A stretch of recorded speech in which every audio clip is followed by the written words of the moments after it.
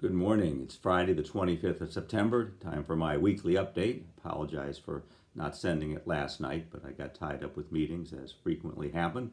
It's really been a good week since I last talked to you. Last weekend were wonderful celebrations. We had two First Communion celebrations for 27 of our children and their families.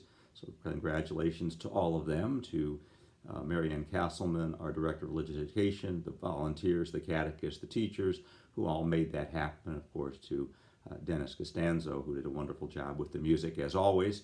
So it was the wonderful, wonderful celebrations. The Cardinal was here Saturday night to celebrate Mass for the Feast of St. Robert Bellarmine, our 90th anniversary as a parish, our 30th anniversary of the dedication of our new church that burned down, of course, as many of you remember, on Mother's Day in 1988 and was dedicated in 1990. God's blessings to Bishop Jakubowski, a pastor at the time, who made sure that that happened. May he rest in peace. So, wonderful weekend last weekend, and we'll be moving on to more regular celebrations this weekend. Caesar and Veronica, our two volunteers, are not available this weekend, so the Mass will not be videotaped, but I will tape a short homily Saturday night and get that out to everyone as well. So things are moving along quite well there. School's been going for over a month. Everyone seems to be gathered into the routine quite nicely. The children, of course, adapt better than we do. They're comfortable wearing their masks all day and putting up with the new cleaning procedures and all that stuff. So that's going quite well, and so that's been a blessing as well. In fact, the reopening committee of the Archdiocese, whatever they're calling themselves, they've been coming out visiting all the schools to see how well we're following the protocols, and they were very lavish in their praise of how we're doing things, and so gave us a lot of commendation, which is good to know. The Cardinal, of course, in his homily also thanked all of our parishioners and volunteers who've done so much work to reopen the church and to make the liturgies happen and make the school happen. So, and a great deal of gratitude goes to all of them, and of course to all of you who financially supported the parish through these hard times that have made that possible as well. Our collections are still down, as they are pretty much with everywhere, so if you can afford to give a little bit more, we deeply appreciate that to keep things going. We really don't anticipate major changes anytime soon.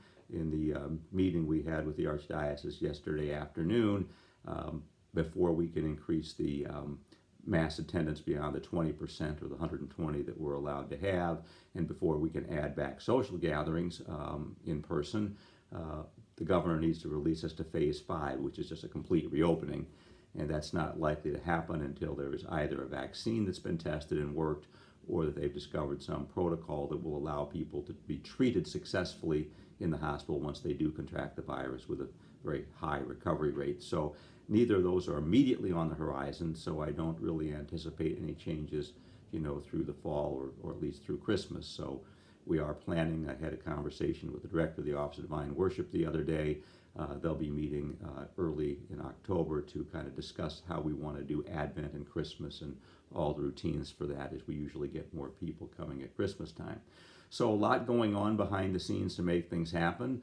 Coming up again this week, there'll be the next couple of weeks, on October 10th, we'll have the rites of initiation that normally take place at the Easter Vigil for all the people coming into the church. So that will be celebrated at the 5 o'clock Mass on the 10th. And on the 18th, on Sunday afternoon at 12:30, we'll have the rite of enrollment for the confirmation families for confirmation this coming winter. So that's exciting. We are moving forward with the programs, and classes for the faith formation students will start in October, and of course the school's already underway. So we're making progress on those fronts. We will have the St. Francis Day Pet Blessing. It'll be Saturday, October 3rd. His feast day is the 4th, but that's on Sunday.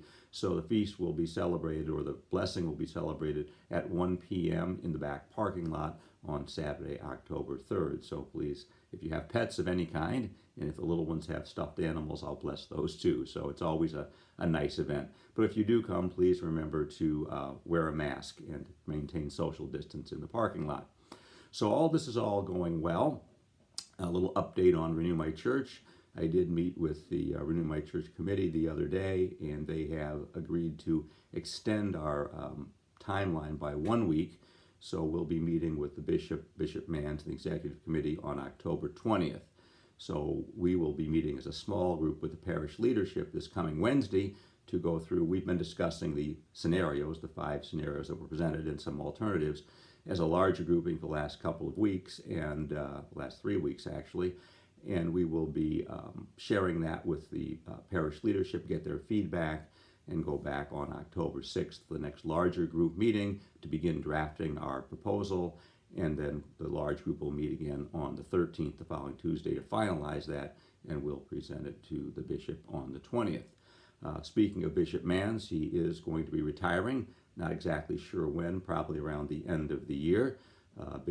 Kevin Birmingham, Father Kevin Birmingham, who was ordained the year before me, we're friends from the seminary, who's currently the Cardinal Secretary, has been named the new bishop by Pope Francis, and he'll be the auxiliary bishop for our region, Vicariate 4, once the Bishop Manns does formally retire. So looking forward to that.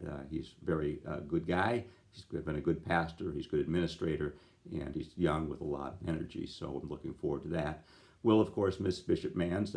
Bishop Manns has been a friend and a mentor and a wonderful bishop for our vicariate for many years, certainly for as long, for most of the time I've been the pastor here. And it's been a great help with the vicariate team to help us move forward, particularly in this very difficult time. So please continue to pray for Bishop Manns and for the continued efforts of Renew My Church. You can still make comments or feedback if you like, either through the website or call and leave a message. And of course, snail mail also works. So open to all of everyone's suggestions and feedback as we move in this process toward a fairly difficult time. So that's basically what's happening this week. I will do a short video, as I said, Saturday night to update everybody on the scripture, and then we'll move forward and see you again next week. So in the meantime, God's blessings always. Stay safe, stay healthy, and take care of one another, and be blessed.